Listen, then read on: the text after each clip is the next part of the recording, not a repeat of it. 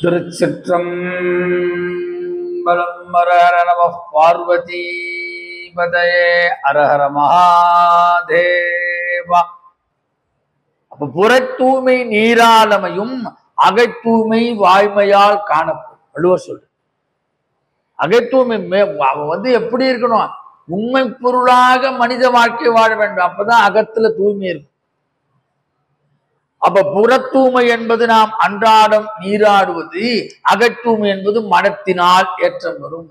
அப்ப மனசுக்கும் அகத்தூய்மை. அகம் என்று சொன்னால் மனம். ரமண பகவான் சொல்றார், அருணாச்சலம் என அகமே நினைப்பவர் அகத்தை வேறறுப்பாய் அருணாச்சலம். எவன் ஒருத்தம் அருணாச்சலத்தின் அகத்துல நினைச்சுட்டானோ அவனுக்கு அடுத்து இன்னொரு அகம் இருக்கு. அகங்காரமாக வேர் தானாக அறுபட்டு. அருணாச்சலம் என அகமே நினைப்பவர் அகத்தை வேறறுப்பாய் அருணாச்சலம். ஆக அகத்தூய்மை மனத்தினால் ஏற்றம் பெறும். இப்படியும் சொல்லலாம். அகத்தூய்மை எப்படின்னா அகங்காரமற்ற தன்மையே அகத்தூய்மை. அதுதான் இப்ப எல்லா இடத்துலயும் ஜாஸ்தியா இருக்கு. எல்லா இடத்துலயும் அந்த 3 எழுத்து தான். ஈஸியோ தான், ஈகோ தான். எங்க போனாலும் அது இல்லாத இடமே இல்லை. அப்ப இன்னும் பக்குவப்படலன்னு அர்த்தம். அதனால்தான் நிறைய டாக்டர்கள்லாம் தோண்டிட்டாங்க. நிறைய அகங்காரம் தான் நான் ரத்த கொதிப்பு வந்துடும், ஒரு பிபிக்கு மாத்திரை சாப்பிடணும், அதனால ஸ்ட்ரெஸ் வந்துடும், அப்புறம் சுகர் வந்துடும். அகங்காரமற்ற தன்மையே இறைவனிடம் நமக்கு அகைத்தூய்மையை கொண்டு செல்ல காத்திருக்கிறது. அந்த அகங்காரம் ஒழியணும். அப்ப அந்த மனசு இருக்கு பாருங்க, அதைத்தான் வேகம் என்று சொல்றார். வேகம் கடுத்து ஆண்ட வெந்த நடி வெல்க. எப்பேற்பட்ட வேகம்? 2 விதமான வேகம். இந்த வாயு வேகத்தோட நம்ம மனசு வேகமா போகும். நல்லா தெரிஞ்சுக்கோங்க. வாயு இத்தனை கிலோமீட்டர் ஸ்பீடுன்னு போகும். ஆனா நம்ம மனசு இருக்கு பாருங்க, அந்த அம்மா எங்க இருக்காங்க, அவங்க லண்டனுக்கு போறாங்களா, அவங்க பக்கத்துல எங்க போறாங்க தெரியாது. கதை கேட்குறீங்க, மனசு எங்க போறேன்னு யாருக்கு தெரியும்? அவங்க மனசனுக்கு தான் தெரியும். அப்போ மற்ற வாயு வேகத்தை காட்டிலும் வேகமாக செல்லக்கூடியது இந்த மனம். நினைத்த மாத்திரத்தில் எங்கு வேண்டுமானாலும் மனம் செல்லலாம். சரீரம் கூட செல்ல முடியாது. பஸ்ஸுக்கு போகணும், நிற்கணும், ட்ரெயினுக்கு ரிசர்வ் ஆனால் கிடையாது. இப்போ மதுரை நினைச்சா இங்கே மதுரைக்கு போகலாம், மனசு போயிடுது. இங்கே திருவண்ணாமலை நினைச்சா திருவண்ணாமலைக்கு போயிடலாம். ஆனால் தான் அந்த ஸ்தலத்தை அப்படி சொன்னான், நினைத்தாலே முக்தி அளிக்கும் திரு அண்ணாமலை. ஸ்மரணாத் அருணாச்சலோ. ஸ்மரணம் பண்ணினாலே போறோம், உனக்கு முக்தி வந்துடும். இது ஏன் இந்த மனசை சொல்றாங்களா? மனசு ஒரு இடத்துல நிற்காது. இந்த மனசுக்கு ஒரு சுபாவம் உண்டு, குரங்கு சுபாவம். குரங்கு பாருங்க, ஏதாவது மரத்துல எனக்கு தாவிண்டே. அது மாதிரிதான் இந்த மனசு. மனுஷனுடைய மனசு அடிக்கடி மாறிக்கொண்டே தாவிக்கொண்டே இருக்கிறது. அதனால அந்த மனோவேகத்தை கட்டுப்படுத்தும். வேகம் கெடுத்து ஆண்ட வெந்த நடி வெல்க. அதனால்தான் அப்பர் பெருமான் திருவொற்றியூர்ல பாடர், மனமெனும் தோணி பற்றி மதியனும் கோலை ஊன்றி சினம் எனும் சரக்க ஏற்றி செறிகடல் ஓடும் போது மதமெனும் பாரி தாக்கி அறியும் போது அறிய உண்ணாது உனை உணர்ந்து நல்காய் ஒற்றையூருடைய கோவே. இந்த போட்டு மாதிரி சொல்ற. மனமெனும் தோணி, இந்த மனசை தோணியா உருவாக்குறார். அதுல என்னென்ன மெட்டீரியல் ஏத்துறார்? கோபத்தெல்லாம் ஏத்துறாரா. சினம் எனும் சரக்க ஏற்றி அது போயிட்டே இருக்குது. அப்ப எதனால அது உடையுது?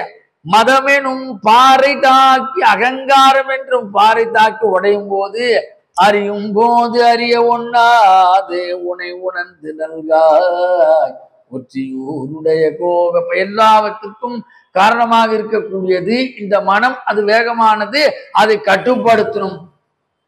வேகம் கெடுத்து ஆண்ட.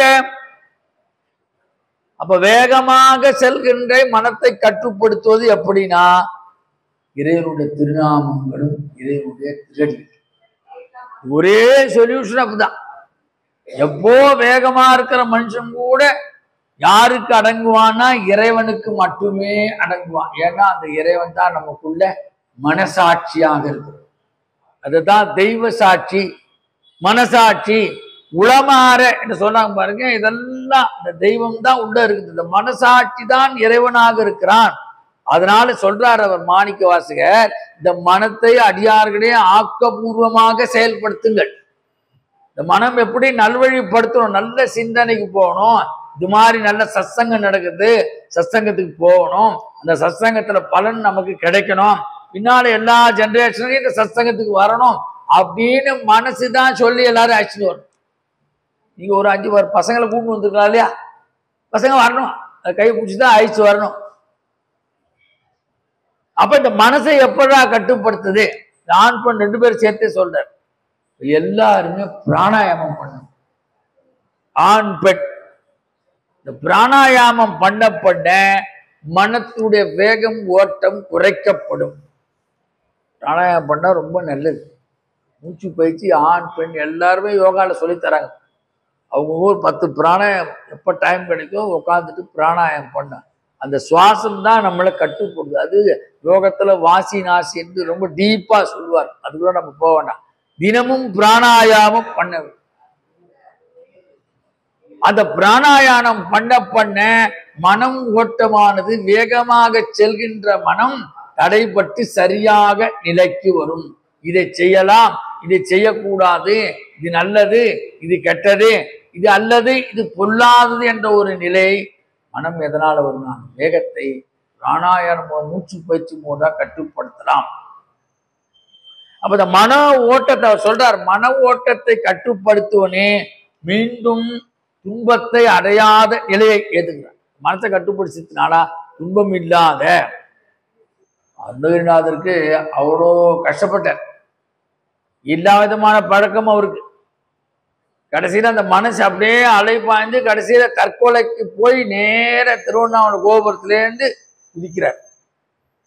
முருகாயத்துக்கு மேல எனக்கு வழியே தெரியல, நான் என்னை மாய்த்துக் கொள்கிறேன் என்று சொல்லும் போது முருகப்பெருமான் வந்து தாங்கி,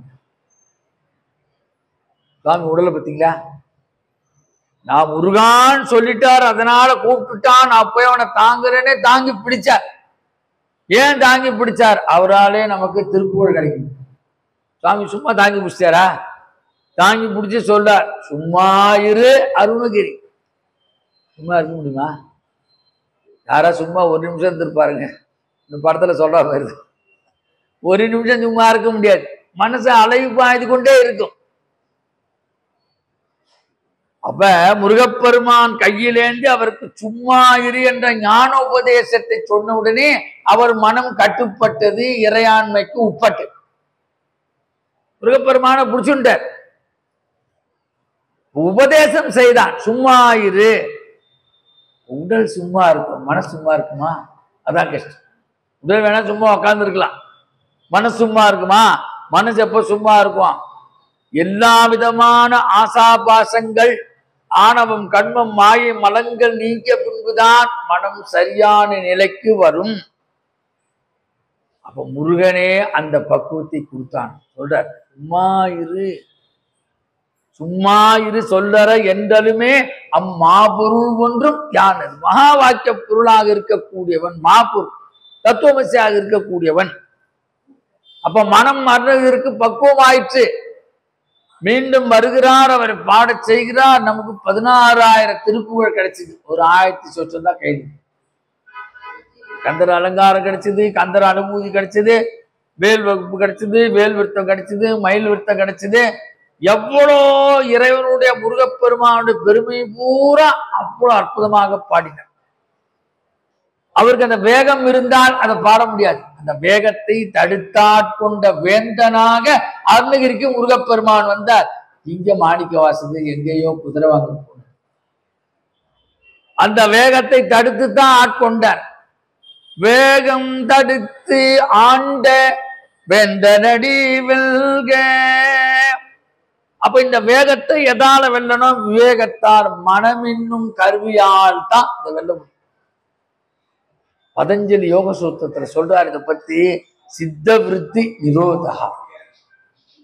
சித்த விருத்தி நிரோதகனா ஓயாது அழகின்ற மனத்தை சீர் செய்வதே. நிரோதகன்னா கெடுத்து, அதை கெடுத்துரும்.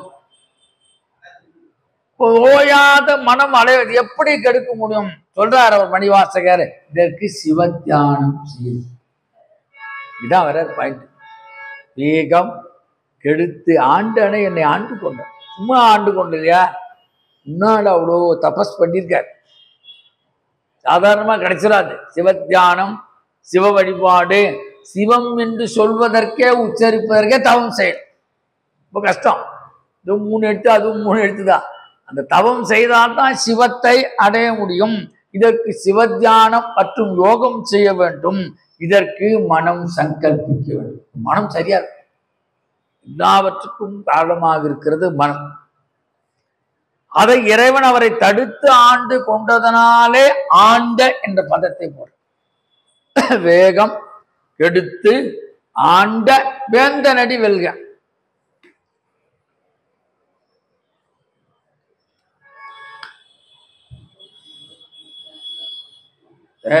மகாபாரத்திலேருந்து ஒரு நிகழ்வு சொல்ல உதாரணம். அவன் ஏகலைவனுக்கு அவர் சொல்லி தரமாட்டேன்ட்டார் துரோணர். நீ வேணும்னு உனக்குலாம் நான் சொல்லி தருமாடு, நான் சத்திரிக்கு தான் சொல்லி தருவேன். அவன் என்ன பண்ணான், அப்படியே ஒரு உருவத்தை வரைஞ்சான், அவர் பொம்மையா செஞ்சான், டெய்லி வழிபட ஆரம்பிச்சான். டெய்லி வழிபட ஆரம்பிச்ச உடனே அவருக்கு குருநாதருடைய அருள் கிடைச்சி விடுச்சு. கடைசியில போகும் பார்த்தா அர்ஜுனோட பெரிய வில் வித்தை சிறப்பாயிட்டான்.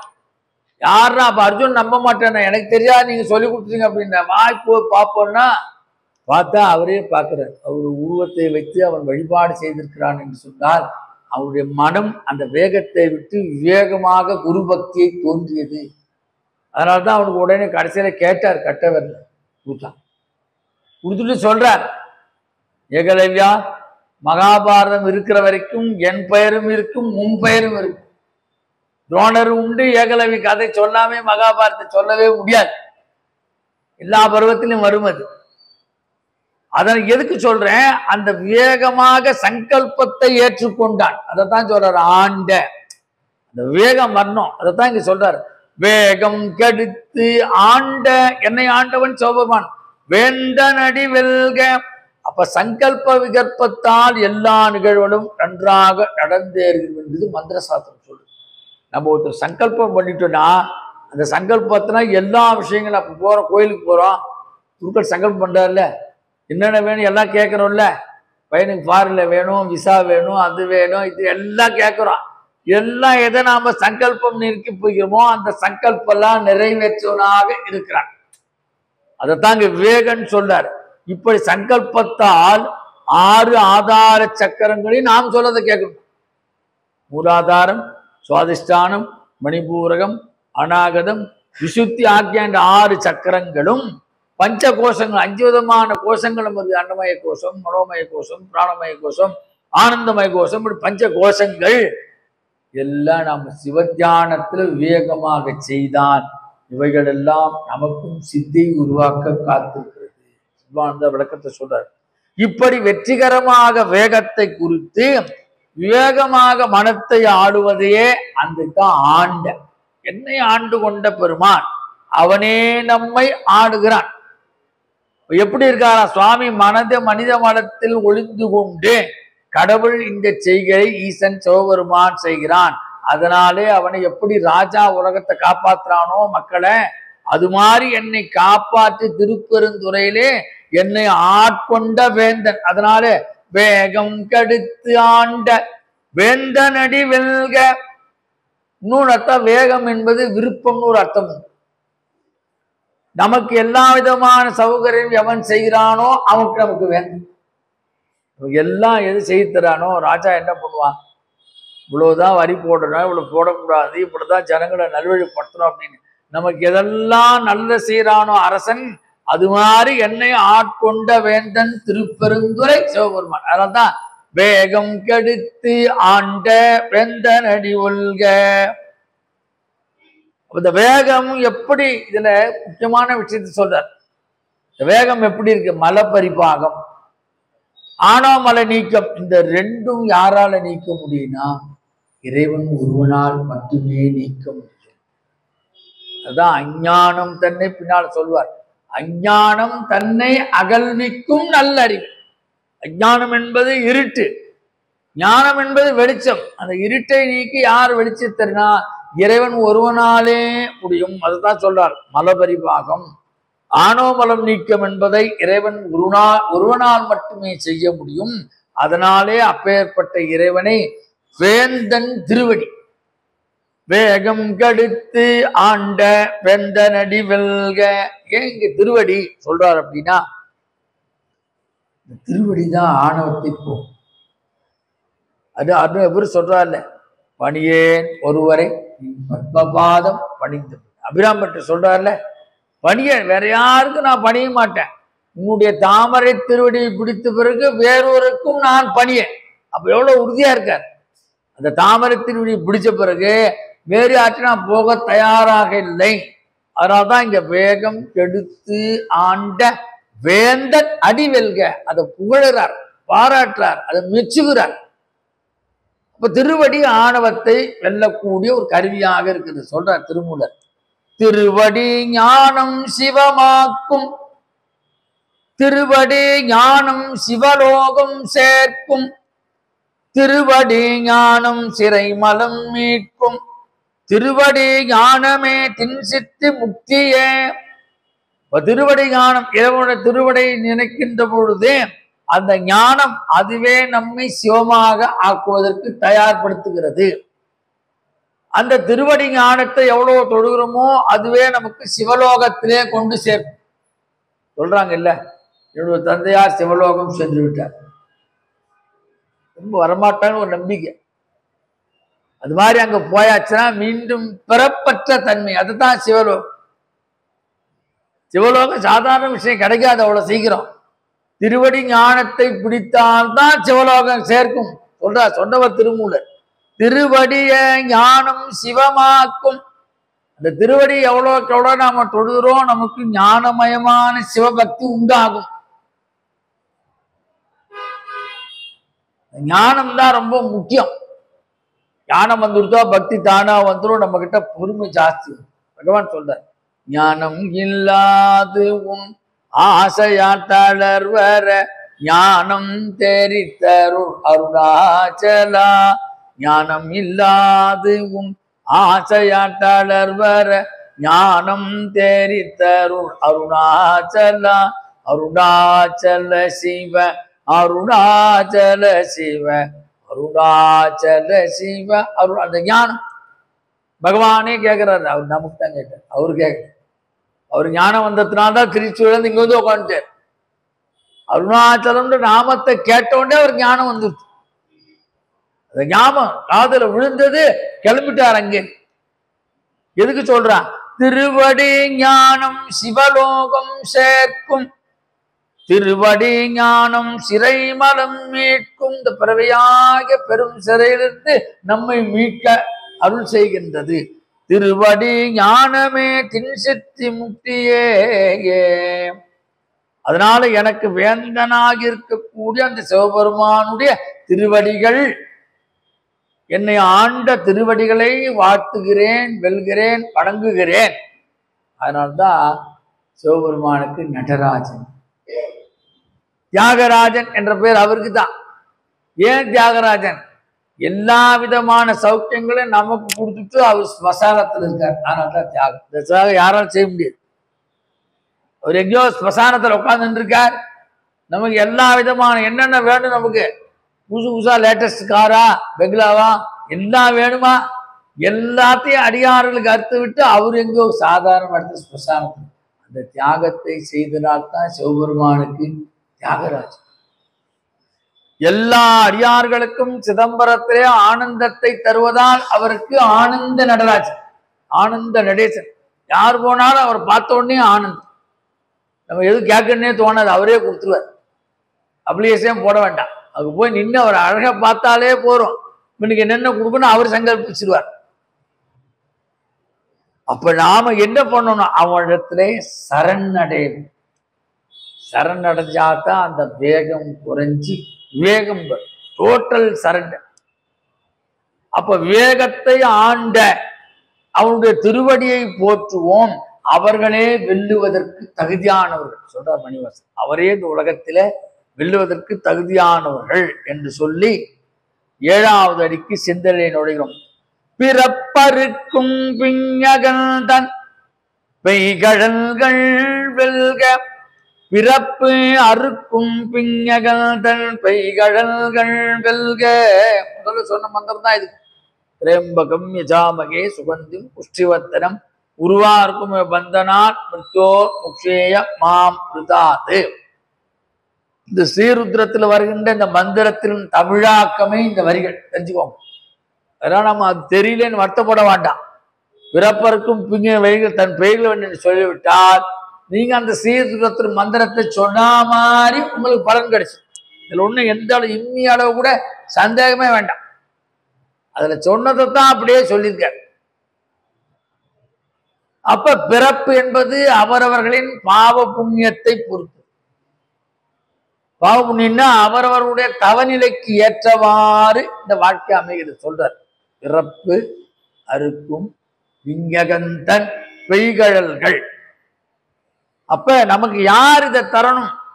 பிறவாயாக்கை பெரியோனாகிய பிறப்பறப்பற்ற தன்மையாக இருக்கின்ற சிவபெருமானுடைய திருவடிகளை பிடித்தால் நமக்கும் அந்த நிலை வரும்.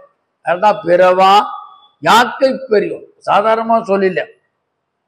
இப்ப பிறப்பு எப்படின்னாக்க வேகம் அழியும் போதும் ஆணவம் அகலும் போதும் பிறவி இல்லாத தன்மை ஏற்படுது. சொல்றார். வேகம் எடுத்தாண்ட வேந்தரடி வெல்கி சொல்லிவிட்டு அப்ப அந்த வியோகத்தோடு இருந்தாதான் நமக்கு பிறப்பறுப்பற்ற அந்த தன்மை வரும்.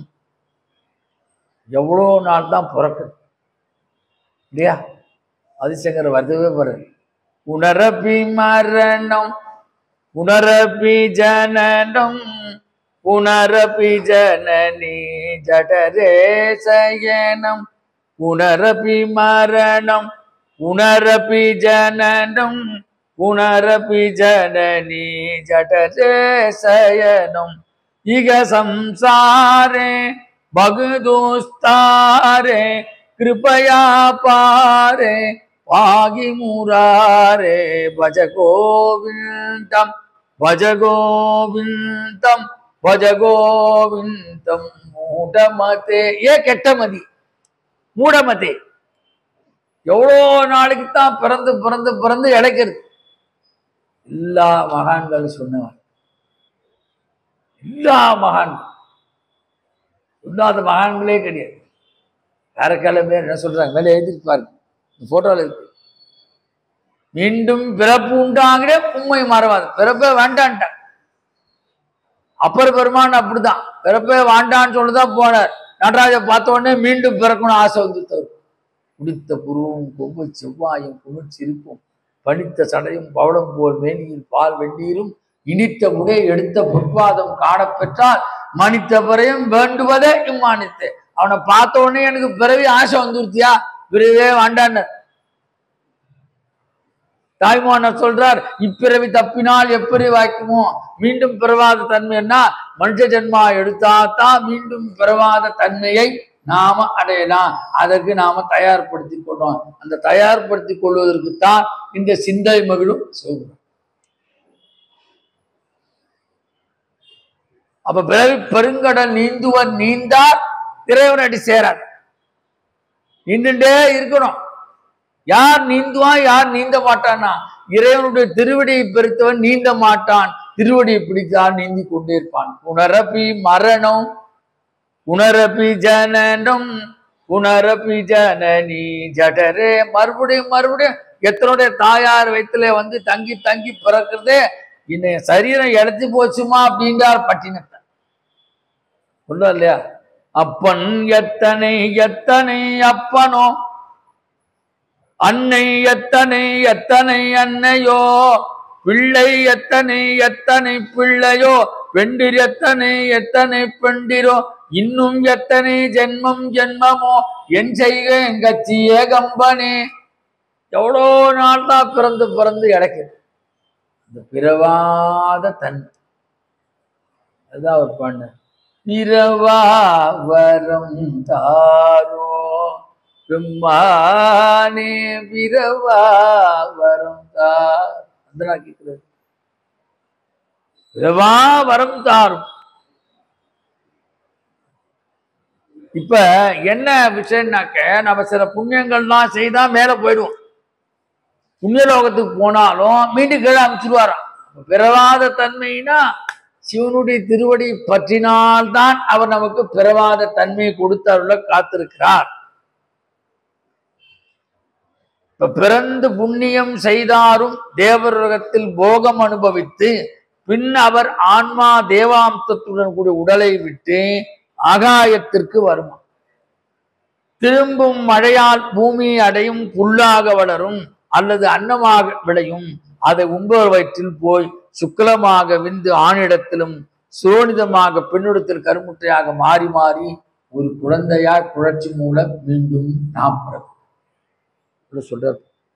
இதைத்தான் இங்க முதல்ல சொல்றார். என்னால வரும் உள்ளாகி கூடாய் உழுவாய் மரபாகி பல்விருகமாகி பறவையாய் பாம்பாகி கல்லாய் மனிதராய் பேயாய் கணங்களாய் வல்லசுரராகி முனிவராய் தேவராய் சில்லா நின்ற இத்தாவர சங்கமத்துள் எல்லா பிறப்பும் பிறந்து இழைத்தேன் எம்பெருமான் மெய்யே உன் பொன்னடிகள் கண்டு இன்று வீடு உற்றேன். 32வது ஸ்டான்ஸ் அது. மெய்யே உன் பொன்னடிகள் கண்டு இன்று வீடுற்றேன். 32வது வயசுல மாணிக்க வாசகர் நடராஜ பெருமானோடு கலந்துட்டார். ஸ்டேட்மெண்ட் கொடுத்துதான் பாருங்க. மெய்யே உன் பொன்னடிகள் கண்டு இன்று வீடுற்றேன்னா பின்னால நடக்க போறத முன்னாடியே சொல்லிட்டார்.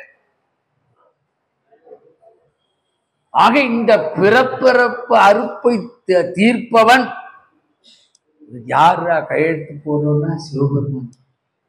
இந்த பிறப்பை அறுப்பவன் சிவபெருமான். எப்படி ஒரு விதையில் வளரும் மரம் பல விதைகளை கொடுக்கிறது, அதுபோல ஒரு வினையால் பிறப்பு அடைந்த மனிதன் மீண்டும் பல வினை நல்வினை செஞ்சால் நல்ல பிறப்பு. விலங்கு போட்டாங்கன்னா இரும்பு விலங்கு ஒண்ணுதான், தங்கத்தால போட்டால் விலங்கு விலங்குதானே. மீண்டும் அந்த தலையிலே மாட்டி மாட்டி காரணமாகிறான். ஆகையே சொல்றார், இந்த மனுஷ பிறப்பியே ஒரு மரம். என்னத்தான் பரம்பரை பரம்பரையா எழுதுறான் பார்த்தீங்களா. இந்த மரத்தினுடைய பரம்பரை தான் இல்லை. எப்படி மரம் பட்டு போனால் மீண்டும் வளராதோ அதுபோல மனிதன் பிறவாத்தன்மை எப்போது ஏற்படும் என்று சொன்னான், ஈசனுடைய அருளால் மட்டுமே ஏற்படும். அதை புண்ணியம் செய்வாருக்கு கிட்டும். அகங்காரமற்ற தன்மையுள்ளவர்களுக்கு அது சீக்கிரம். அந்த மந்திரத்துக்கு என்ன அர்த்தம் பாருங்க. திரையம்பகம் விஜாமயம் சுகந்தம் புஷ்டிவர்த்தனம் உருவாருக்கும பந்தனா மித்தோர் முக்ஷேய மாமுதல். உருவாருக்குன்னா வெள்ளரி பழம். இங்கெல்லாம் ஏதோ ஆந்திரா வெள்ளரி பழம் வருது, குண்டு குண்டா, அது ஒரு சைஸா இருக்கு. எங்க தென்னார்காடு மாவட்டத்தில் அப்படி செங்கல்பட்டு தாண்டி போயிட்டீங்கன்னா இந்த பக்கம்லாம் சவுத் ஆர்காடு நார்த் ஆர்காடுலாம் நல்ல புழு பெருசு மத்தளம் மாறி இருக்கும். ஆமா, அது என்ன ஆகும், நல்லா பழுத்துரும். பழுத்த உடனே உருவா இருக்குன்னா வெள்ளரி பழம். அது பழுத்த உடனே அந்த பழம் வெடிக்க ஆரம்பிக்கும், பாலமா வெடிக்கும். வெடிச்ச உடனே அந்த காம்பு தனியா போடு, பழம் தனியா போடு. அதை தான் இங்க சொல்றார். உருவாருகமிவ பந்தனான் முர்த்தோர் முக்தியமாம் மிருதாதயம். எப்ப பிறப்பற்று எப்படி அந்த வெள்ளரிப்பழம் காம்பு தனியா போயிடுதோ அது மாதிரி நம்மை பிறப்பறுப்பற்ற தன்மையாக இந்த மந்திரம் ஆக்குவிக்கிறது. திரையம்பகம் யஜாமகிம் சுகந்திம் புஷ்டிவர்தனம் உருவாருகமிவ பந்தனான் மிருத்தோர் முக்திய மாமிருதாத். அதான் சித்பவந்த சொல்றார், யார் யார் இது அதிகமா உச்சரிக்கிறாரோ அவர்களுக்கு சிவசாயுஜம் ஏற்படும். ஒரு உயர்வான மந்திரம் இது, மித்ருஞ்சய மந்திரம். அப்ப பிறவியை வேறடும் களைந்து ஆண்டு கொள்ளும். அவரே சொல்றார், நீத்தல் விண்ணப்பத்தை சொல்றார், அப்பா என்னுடைய பிறவி வேரோடு களைந்து நீ என்னை ஆண்டு கொள். என் பிறவி கருவேர் அறுத்த பின் பிறவி வேர் அறுத்து என் குடிமுழுதாண்ட பிஞகா. பிஞகன்னா மிக உயர்வானவன். இருவினை மாமரம் வேர் பறித்து எழுந்து திருவண்டு பயில சொல்றார். எல்லாத்தையும் அவன் தான், நீ தான் எனக்கு செய்து கொடுக்கணும். யார் என்ன வார்த்தை சொல்றார்? பிறப்பருக்கும் பிஞகந்தன் பெய் கடல்கள் வெல்க. பிஞகன்னா என்ன அர்த்தம்னா சிவபெருமானுடைய தலைவிரி கோலத்தை சொல்லுகின்ற பகுதி. அவன் தலையில என்னென்ன இருக்கு? பிஞகன்னா சிவபெருமானின் தலைக்கோலத்தை குறிக்கின்ற சொல். இதுதான் விளக்கத்தில் இருக்கு. ஓடி வரும் கங்கையை, உலகை அழிப்பேன் என்று வரும் கங்கையை ஜடாமுடியில போட்டுட்டேன். அதே 4 சொட்டு தான் விட்டுருக்காரு, இன்னும் உடலை, மீதி அப்படியே இருக்கு டேங்க்ல. அந்த 4 சொட்டுக்கே இவ்வளவு பிரவாகம் பார்த்தீங்களா? எப்படி ஓடு கங்கை பிரவாகம். போட்டுல போறாங்க இல்ல, எவ்வளோ பிரவாகமாக உலகத்தை ஆணவத்தோடு உலகத்தை அழிப்பேன் என்ற அந்த கங்கையை தன்னுடைய சடையிலே தாங்கினான். அப்புறம் தேய்ந்த பிறனில் 3ஆம் பிறை ஆரம்பம் தான். அது அப்படி அழகா அப்படி இருக்கும். 3ஆம் பிறை தான் பார்க்கணும். அமாவாசை கழிச்சு செல்லார வந்து தெரியவே தெரியாது, பார்த்துட்டே இருப்போம், தெரியாது. 4ஆம் பிறை போன உடனே அப்படி ரோட்லேயே தெரியும். பஸ்ஸில் இப்படி பார்த்தா அது தெரியும். 3ஆம் பிறை பார்க்கணும், இவ்வளோ விசேஷம். அப்புறம் கழுத்துல படம் எடுத்த நாகம். அப்ப பொருத்தமில்லாத எல்லாவற்றையும் பொருத்தி பார்க்கின்றவன் சிவபெருமான். அப்பே தீட்சர் பரம்பரை தொடர்ந்தார், நீலகண்ட தீட்சர் ஒரு மதுரையில் இருந்தார். அவர் அழகா ஒரு கவிதையை சொன்னார். சிவபெருமானே, நீயும் இமாலயத்தில் இருக்க, ரொம்ப எப்போ பார்த்தாலும் குளிர்ச்சி, நாங்கள் கொஞ்ச நேரம் ஏசி போட்டால் கூட தாங்க முடியல, எப்போ பார்த்தாலும் ஓவர் குளிர்ச்சியா இருக்கிறது. அது போக சந்திரன் வேற வச்சிருக்க, அவன் வேற குளிர்ச்சி, ஒரு பக்கம் கங்கையை வேற வச்சிருக்க, அது இன்னும் வேற குளிர்ச்சியா இருக்கும். இந்த நாகம் இருக்கு, அது வேற ஐஸ் மாதிரி இருக்கும். உனக்கு தலைவலி வந்தா யார் மருந்து கொடுக்குறது? எவ்வளவு கற்பனை பத்தீங்க. நீலகண்ட பாருங்க, தலைவலி வந்தா யார் மருந்து கொடுப்பா? ஹாஸ்யம். அது எவ்வளவு கற்பனையா அதை பாடுறாரு பாருங்க. தலையில் நீ இமாலயத்தில் இருக்க, அதுவே குளிர்ச்சி, சந்திரனை வச்சுக்க, அதுவே குளிர்ச்சி, பாம்பு எல்லாம் இப்படி குளிர்ச்சியா வச்சுட்டு இருக்கியே, தலைவலி வந்தா யாருக்கும் வைத்தியம் பார்க்கறது உனக்கு அப்படின்னு கேட்கிறாருன்னா, அப்ப பரமேஸ்வரத்துல எவ்வளவு பக்தி. அந்த நிந்தா துதியா இருந்தாலும் பக்தி சுந்தரர் மாதிரி சொல்றாரு. அப்ப ஓடி வரும் கங்கை, தேய்ந்த பிறை நிலவு, படமெடுத்த நாகம் முதலியவற்றை பொருத்தமற்றதை தான் பொருத்தி பார்த்துள்ளான். அந்த கோலமே தலைக்கோலம். பிறப்பருக்கும் பிஞகண்டன் பெய்கடல்கள் வெல்க. அதுதான் அந்த பிஞகன் என்றுதான் பிஞகா என்று மருவியாய். பிஞகன் பிஞகா ரொம்ப பெரிய விசேஷம். இந்த சந்திரனுக்கு 27 பொண்ணு கல்யாணம் பண்ணி கொடுத்தா, ஒரே மாட்டம் மட்டும் ரொம்ப சந்தோஷமா தான் ரோகிணிட்ட அவன் நட்சப்பிரதா சாபம் கொடுத்துட்டான், தேஞ்சு போனான். சுவாமிகிட்ட தான் வந்து காலில் விழுந்தான். பரவாயில்ல பரவாயில்ல போனா போறது, நான் மன்னிச்சிருன்னு சொல்லிட்டு மேலே தூக்கி வச்சுட்டாரு. அதுலேருந்து வந்த பழமொழி தான், எல்லாரும் தலையில தூக்கி வச்சு ஆடாதீங்க. அப்போ வந்த பழமொழி தான் அது, தலையில தூக்கி வச்சுட்டான்ல.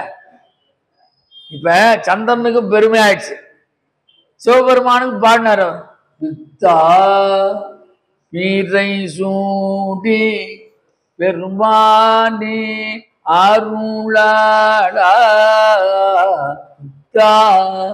பிறை சூடி பெருமானே அருளாளா, என் தான் மறவாதே நீனைகின்ற மனத்து உன்னை வைத்தாய் பெண்ணை தென்பால் பெண்ணை நல்லூர் அருந்துறையுள் அத்தா உனக்கு ஆளாயி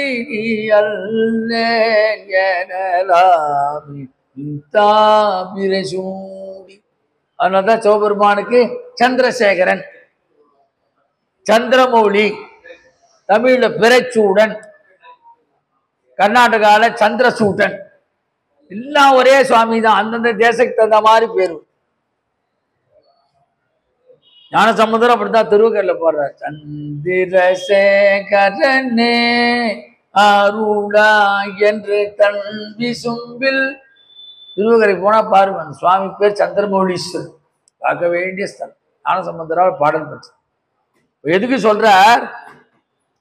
பொருத்தமில்லாததெல்லாம் பொருத்தி பார்த்து தன் தலையிலே சூட்டி இருப்பதால் அவனுக்கு பிஞகன், பிஞகா என்று ஒரு பெயர். இந்த பூமி அப்படியே காப்பாத்தினான். அவ ஆணவத்தோட அழிப்பேன்னு வந்தாலும் மேல வந்து அப்படியே சூட்டினான். அதுதான் அவனுக்கு கங்காதரன். கங்கையில் சடையில் தரித்தான் தேவார். கங்கை சடையில் தரித்தான் தேவாரத்தை சொல்லு. அதனால்தான் கங்கையை தரித்தனாலே அவனுக்கு திருநாமம் கங்காதரன். அது வைத்தீஸ்வரன் கோயில்ல அந்த ஸ்லோகத்துல வரும். கங்கா பிரபாகேன் து ஜட்டாதராய திரிலோச்சனாய ஸ்வரகாலகந்திரே சமஸ்த தேவைரபி பூஜிதாய ஸ்ரீவைத்யநாதாய நம சிவாய. கங்கா பிரபாகேன் து ஜட்டாதரே. அதான் அங்க சொல்றார். பேயிரு தோழி பொங்கன் விடமுண்ட கண்டன் மிக நல்ல வீணை தடவி மாதரு திங்கள் கங்கை முடிமேல் அணிந்து என் உளமே புகுந்து. அதனால் ஞானசம்பந்தர் எப்படி ஒப்புமைப்படுத்துறார் பாருங்க. தலையில் தாங்கு பூமியை காத்ததான் சிவபெருமானுக்கு கங்காதரன். அப்பேற்பட்ட பிஞா நின்னுடைய திருவடிகள் வாழ்க, பெய்கடல்கள் வெல்க. பெய்க கடல்கள் என்று சொன்னால் ஆண்களின் வீரத்திற்கு அடையாளம். கடல் என்று சொன்னால் திருவடி. வைணவத்துல பெரிய திருவடினா கருடாழ்வார், சிறுவை திருவடினா ஆஞ்சநேய சுவாமி. தெரிஞ்சுக்கணும், பெரிய திருவடினா கருடன், சிறிய திருவடினா ஆஞ்சநேயர். இப்ப கழல்கள் என்று சொன்னால் திருவடி. இது இந்த கழல்களை ஆண்கள் அணியக்கூடிய வீர தீர செயல்களை புரிந்து ஆண்கள் அணிந்துள்ளக்கூடிய ஒரு அற்புதமான அணிகள்.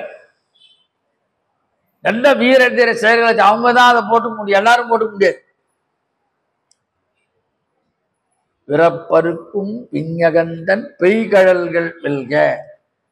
இப்படியே மழை என்ன பொறுத்த கொஞ்சம் கொஞ்சம் கொஞ்சமா பெய்ஞ்சிட்டு அப்படியே ஒரு ரைஸ் ஆயிடு அதிகமா பெய்யும். அது மாதிரி சொல்றார் மணிவாசக, மழை துளி வர வர மாதிரி தான் மனுஷனுக்கு ஆணவம் கொஞ்சம் கொஞ்சம் கொஞ்சமா அதிகமா ஆயிடுது. அந்த ஆணவத்தை அழிக்கக்கூடிய பரம்பொருளாக சிவபெருமானுடைய திருவடி இருக்குது. பிறப்பருக்கும் பிஞகந்தன் பெய்கடல்கள் வெல்க. என்ன பயிர்கள், என்ன விதமான அந்த செயல்களை செய்தார்? உமாவுக்கு ஏற்கனவே 5 தலை. சுவாமி ஒரு தலையை கொய்தார். 2வது மன்மதனை நெற்றிக்கண்ணாலே எரித்தார். யமனை திருக்கடையூரை இடது காலால் உதைத்தார். ஜலந்தாசூரனை அழித்து வென்றார். கஜசம்காரம் பண்ணி அந்த யானுடைய தோலை போர்த்தி கொண்டவர். தச்சன் எச்சன் அந்தகாசூரன் அழித்து இவைகளின் வெற்றியே அவனுடைய வீரக்கல்கள். சாதாரண கல்ல, இவ்வளவு மிகப்பெரிய வேலைகளை சிவபெருமான் செய்திருக்கிறார். 5 கோஷங்களில் மிக முக்கியம் பிராணமய கோஷம்.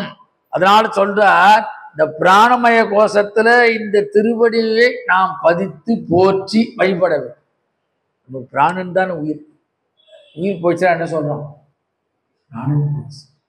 எல்லாம் அந்த வார்த்தையே காணும். பழைய சினிமாவில் அவரையே பிராணநாதா அப்படின்னு சொல்லுவாங்க. இப்ப அதெல்லாம் காணும். பிராணனை காணு அத்தானை காணு. பிராணன் வாழ்வதற்கு முக்கியமானது பிராணன். அதான் சாப்பாடும் போது எல்லாம் சொல்றாங்க. பிராணாய ஸ்வாஹா, பானாய ஸ்வாஹா, வியானாய ஸ்வாஹா, சுதானாய ஸ்வாஹா, சமானாய ஸ்வாஹா, பிரம்மணேஸ்வரா இதுன்னு சொல்றாங்க. எல்லாம் போய் இறங்கணும். அப்ப இந்த பெருமானுடைய திருவடிகளே பிராணமய கோஷத்தில் பதிய வைப்பதைக்காகத்தான் வெல்க. அப்பேற்பட்ட வீரக்கல்களை அணிந்தவன். பிறப்பருக்கும் பிஞகந்தன் பெய்கடல்கள் வெல்க. அதுல சேர்க்கிறார் பிஞா எந்த உயர்வை சொல்றார். சுந்தரன் சொல்றார், பிஞக பித்தனை பிறப்பில்லையை. சாதாரண விஷயத்துல பிறப்பருக்கும் மருந்து. வள்ளலார் பாடினார், மருந்து நல்ல மருந்து சுகம் நல்கும் வைத்தியநாதம் எனும் மருந்து. படுக்க வெதிசம்பு மருந்து, நல்ல மருந்து, சுகம் நல்கும் வைத்தியநாதம் எனும் மருந்து, பிறப்பருக்கும் மருந்து. யாராலையும் செய்ய முடியாததை இந்த சுவாமி செய்து காமிக்கிறார் என்று சொல்லி இந்த 7வது அடியிலே இந்த சிந்தனை இதை நிறைவு செய்கிறோம். ஆறிரு தடந்தோள் வாழ்க, ஆறுமுகம் வாழ்க, வெற்பை கூறுசை தனிவேல் வாழ்க, உக்குடம் வாழ்க, செவ்வல் ஏறிய மஞ்சை வாழ்க, யானைதன் அணங்கு வாழ்க, மாறினா பள்ளி வாழ்க, வாழ்க சீர்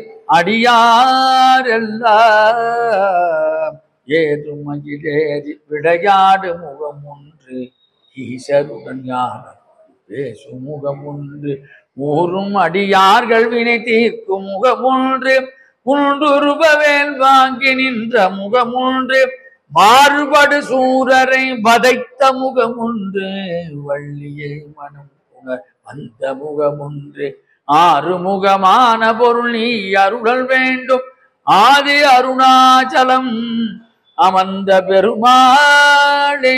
யோகாம்பிகா சமேத ஸ்ரீ ஆத்மநாத சுவாமினே நமஹ. ஸ்ரீ மாணிக்க வாசக சுவாமி திருவடிகளே சரணம் சரணம் சரணம். வெற்றிவேல் முருகனுக்கு அரோகர. அருட்பெரும் ஜோதி அருட்பெரும் ஜோதி தனிப்பெரும் கருணை அருட்பெரும் ஜோதி. நன்றி, நமஸ்காரம். கணபதிதாசன்.